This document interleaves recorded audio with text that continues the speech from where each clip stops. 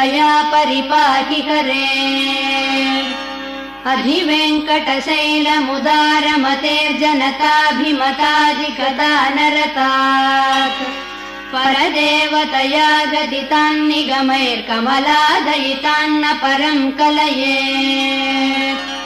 कलवेणुरवावस गोपवधूशतकोटिवृतात् स्मरकोटिसमात्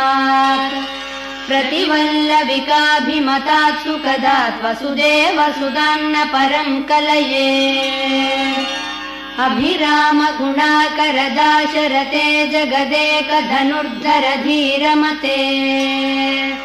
रघुनायक राम रमेश विभो वरदो भवदेव दया जलधे अवनीतनया कमनीयकरं रजनीकरचारुमुखाम्बुरुहम् रजनीचरराजतमोमिहिरं महनीयमहं रघुराममये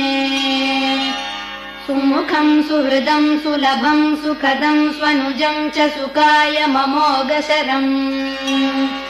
अपहाय रघुद्वहमन्यमहं न कथञ्चन कञ्चन जातु भजे